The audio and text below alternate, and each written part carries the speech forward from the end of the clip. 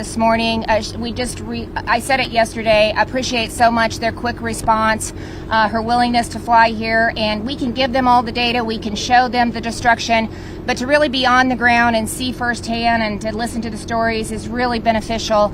So we really appreciate her and her team being here and being on the ground. I also just want to give a shout out to Emergency Manager Cooper and his team for everything that he has done, not only for his team, but for our first responders, our community members, our the utilities that are on the ground, really working diligently to restore power. I think we're still at about 50%, but when you take a look at the destruction, that's incredible that they're there already, and we actually hit that yesterday. So a shout out to them and just the incredible volunteers that have showed up. I was on the ground yesterday, and I can't even tell you the amount of debris that has been collected and hauled off. In some of those streets, it looked like a different place. You couldn't even see what was left of the homes in a lot of the areas, and especially the downtown area where so many homes were impacted right next to the hospital. Tremendous progress there as well. So just appreciate first responders, law enforcement, community members. I believe Jeremy we've had I guess it was the chair of the Board of Supervisors, said 11 different county secondary road divisions have offered huge equipment to come and help clean out the debris, which is movement. And I guess they've got some things going on here. They've got a county fair that's going to happen in about 3 weeks, and in addition to that, they've got RAGBRAI that's coming through. So this is a community that's in gear, and just it is so inspiring to just see the their response to it, looking forward, looking to the future, how strong they are in just complete devastation, and I'm sure the administrator can talk about that. She sees that as she visits across the country. I'm going to give you just a couple of updates, and I'm turning it over to the administrator. We were able to get our expedited request to FEMA this morning, so we filed the paperwork. We have expanded the governor's disaster declaration. We now have 32 counties that are included in that, so we added a bunch of counties to that yesterday. We have requested for 4 counties, and a lot of it has to do with the major destroyed property, public assistance for some of our public utilities like the hospital. But in Adair County alone, we had 153 major destroyed homes. Montgomery had 8, Polk County 26, Story County 15, for a total of 202. So we've had a lot of destruction and damage across the state, and hopefully we'll meet the criteria to qualify. They have policies and metrics in place, and we're going to do everything we can to get that declaration. And I just again appreciate FEMA's response and helping us work through that paperwork. And with that, I'd like to invite the administrator to the podium to say a few words. Thank you very much, Governor. I'd like to just start out by saying, on behalf of the President, our deepest condolences go out to those people who lost friends, family members, neighbors, as a result of the tragic tornado that went through here just a few days ago. We did receive the request from the Governor just today for the expedited major disaster declaration, and we are working through that, and we will process that as quickly as we can. But me being on the ground here today really helps me understand the actual impact. And as much as I've been watching the videos and seeing the pictures of the tornado damage, it just does not do it justice when you're here on the ground and you can see the homes gone, or you can talk to a member who lost their home and they shared their story of how they just barely escaped death, where they decided to stay to keep safe during the storm. Those are the kind of things that you just can't get unless you're here on the ground and talking to people and seeing the impacts firsthand. And so we are going to continue to work with the Governor's team to assess all of the damages that have happened and make sure that whatever we can provide assistance for, that we're able to do so. I heard a lot of stories today as we were walking around town, and we heard about all of the rescues that the first responders did. And I always want to give my thanks to the first responders, because we know that they go out and perform a lot of these life-saving actions while they don't even know if their own homes may be impacted or damaged. And so always want to give my gratitude to the first responders for all of the amazing work that they do during times like this.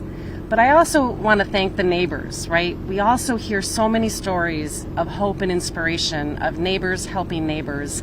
And I often say they're often the true first responders, because they know where the most vulnerable members of their community members are.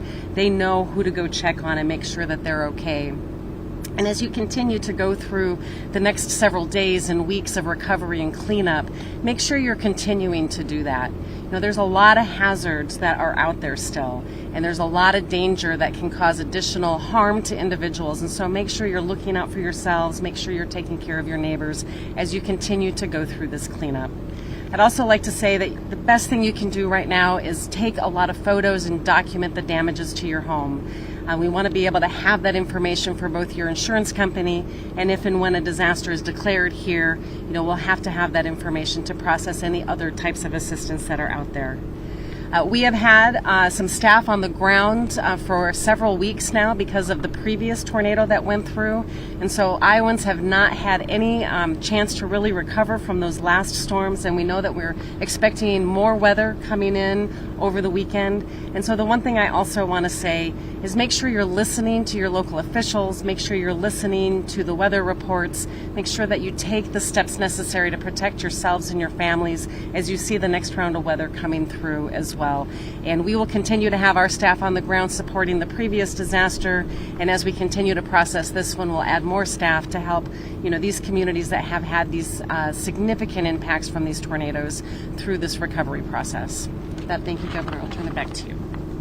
Thank you. I appreciate that very much. And as she stated, there is additional weather coming through the state right now. So we have the National Weather Service with us. I'd like to give you a few moments to maybe give them the update that you gave us this morning, if you don't mind. Yeah.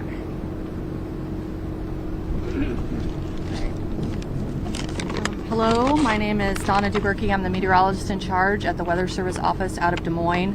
A piece of paper because I've got some statistics on what we know so far. So first I want to thank Jeremy and Emergency Management. We're so grateful for your partnership. It's huge. On behalf of the National Weather Service, we're absolutely heartbroken at the loss of life and property here. And we're going to do everything we can to support the community and the officials as the recovery continues for the next weeks and months. So here's what we know so far about the tornadoes that we've surveyed. We've surveyed 3 separate long-track tornadoes with a damage path totaling over 130 miles across the state. Tornadoes initially developed over Montgomery and Page counties on Tuesday around 2:45 in the afternoon. 2 out of those 3 tornadoes strengthened as they raced northeast at speeds of up to 50 miles an hour. So that at that speed, that's about a mile a minute. So the damage path across Greenfield is about 1 mile long as the crow flies, which means it took just about 1 minute for the devastation in Greenfield. Damage continued as the storm moved through northeastern Adair County and then dissipated as it moved into Madison County. The 3rd tornado was from Johnston to near Nevada, and that produced EF2 damage.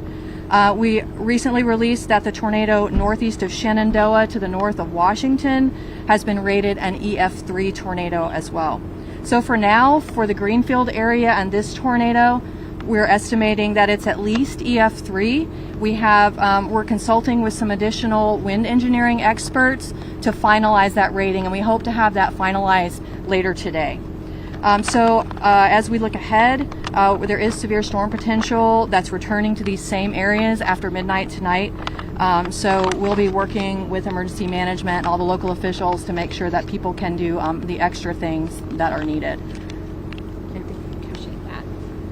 So we'll continue to keep those families that have been impacted, those families that lost loved ones in our thoughts and prayers. And as the Weather Service continues to give us information about potential storms, continue to pay attention. I think one of the ladies that we talked to, she's very fortunate to just be in the right spot to have her life saved, but she said, I picked up here and I'm moving and helping other neighbors clean up their home as well. So just a lot of camaraderie out there, really a lot of support for each other, and that's how we can continue to lift them up and support them as well. And I think with that, we'll be happy to take questions. We've got a lot of experts behind us, so we'll take about 4 or 5 questions. 153 major or destroyed. That is just homes, not businesses yet.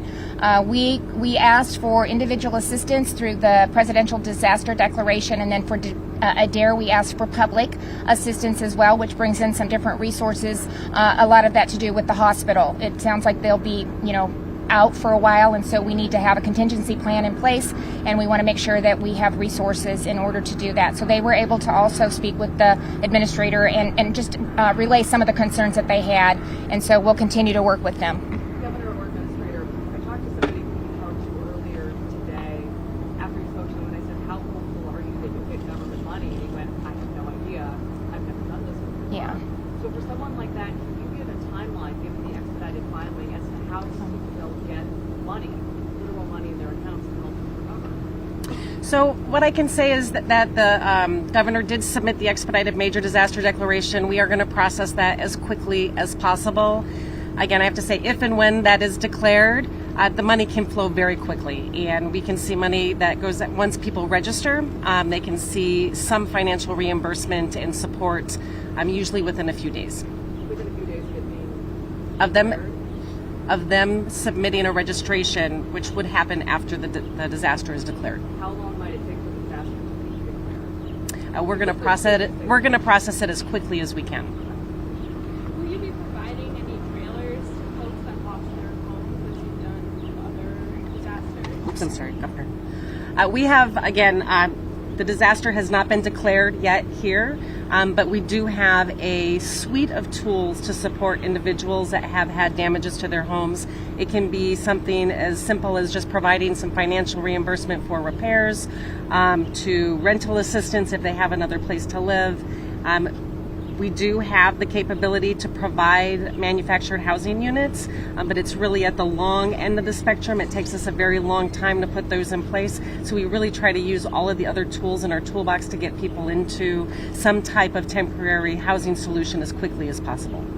The great thing about Iowa too, not that it might be, something that we need, but, most of the individuals I talk to, I said, do you have temporary housing? I've had 8 to 10 offers. A lot of family, a lot of, I've got an apartment that's not rented that's still there. So there are a lot of resources, and we have the shelter here that's temporary, but it's still here in place. And I think really very few have utilized it to this point. So, but, those are things that we have access to that we'll just have to see if we need it as we move through the process. Speaks to the resilience of Iowans. But really, they've already got it taken care of. So So very few have used the temporary housing offered here at the high school. the shelter, yeah.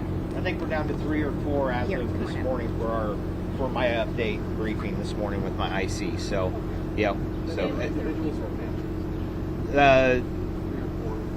actually, I think that may be down to one family. I'd have to confirm that, but I believe that was down to one family. So, a mom and 2 or 3 adult children. So. Is there a preliminary financial estimate for losses or damage? I don't know the clear. I mean, it just We're still working with the governor's team to assess the total impact. flooding. Just a lot of things go into that. So, we've submitted a quick review of what we've been able to be able to account for. What was mentioned, I think, too, that was beneficial for this is we already had FEMA on the ground based on the tornado that went through on April 26th.